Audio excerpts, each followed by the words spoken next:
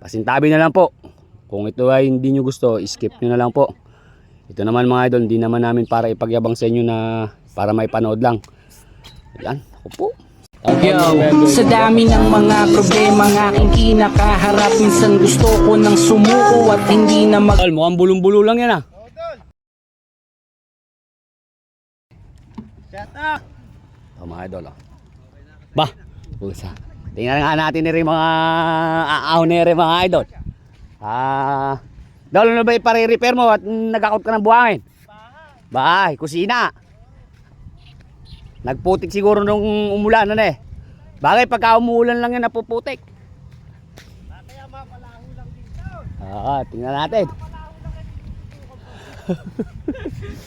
Eto. Anak ng kamote. Ito mga idol, andito na naman tayo mga idol sa may karyada ng buhangin mga idol. Titingnan natin ito.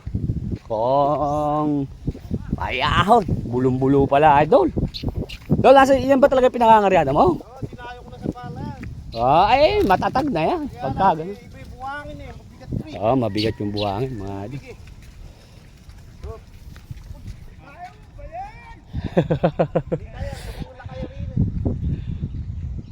Pambuhay sa pamilya. Pamilya, buhangin. Buhangin. Buhangin ang kinakain ng pamilya. Buhangin. Yan mga idol, mahakot yung mga kababayan natin dito. Eto, aahon. Ako po, Mario Joseph. Pinger na. Yun. panggap na masaya't nakangiti na para bang walang problema. Lumaban man. Kaya. Kaya. Talaga naman mga idol, pahirapan. Pero may alalay naman na tulak mga idol. Ha? Ala, talagang dito talaga mga idol sa amin. Mga idol, aahon, inahin to. Yun. Ayan. Sus Mario Joseph, parang kwadra, dinadamba pa. Mga idol, mukhang gatasan pa ya. Ginitasan mo pa? Kaya pala tumutulo pa gatas eh. Ito, yung isa naman mga idol. Ito. Tingnan natin to. Medyo mataas yung paso natin mga idol. Kaya ito, inayos na nila yan mga idol. Pero talagang ganyan yung bakbakan dito mga idol. Halos lahat ng mga kababayan natin dito mga idol. Team Gomez, shoutout. Talagang humihila sila ng buhangin pagka bumababaw yung ilog mga idol. Ito naman po mga idol ay mga pang sariling gamit lang. Yung iba po minsan mga idol nagpapadeliver. Siyempre natural na pagka nagpa-deliver ka, meron silang pakonsuelo na binibigay. Ayan. Yo, sa dami ng mga problema ng aking kinakaharap, minsan gusto. Tulak na idol. Teka, tutulong tayo tumulak. Bagay, marami na sila mga idol, baka kaya na yan. Atras mo pa. Marami na sila. Kaya na yan. Magtutulong-tulong. Buti dito mga idol, talagang tulong-tulong. Sa susunod, bawasan nyo na yan. Talagang ganyan minsan mga idol. Doon sa mga idol natin, sa mga viewers natin, pasintabi na lang po. Kung ito ay hindi nyo gusto, skip nyo na lang po. Ito naman mga idol, hindi naman namin para ipagyabang sa inyo na para may panood lang. Ko nang sumuko at hindi na magpanggap na masaya't nakangiti na para bang walang problema. Lumaban man ng patas, ganun pa rin ang sistema. Walang Naglalagatukan. Upo. Dol, mamaya bawasan mo na yung karga mo na yan. Anong lulupit naman may mga latigo pa. Ayun, eto. Aba. Anak ng kagawahon. Bulo, tulong din tulong. Ba, maganda katawan ni maskulado. Tingnan natin si maskulado. Anak ng kagaw, pero yan, may mga nakasuporta. Ayun, ganda naman ng hilab, bilog na bilog. Hindi kaya tayo bere. Lumalagotok nga. Anak ng kamot. Ito mga idol, pampalitada naman to ni idol ng kanyang bahay. Ganito po kasi dito mga idol sa ating mga kabarangay. Kasi po ito mga idol, yung pagbabaw ng ilog na yan, saglit lang po yan.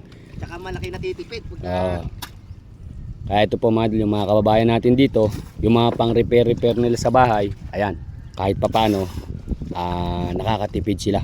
Yun nga lang mga idol, pagka yari ng trabaho nila, yan ang pinakapahinga nila mga idol, ang pumala ng buhangin para ma-repair sa bahay.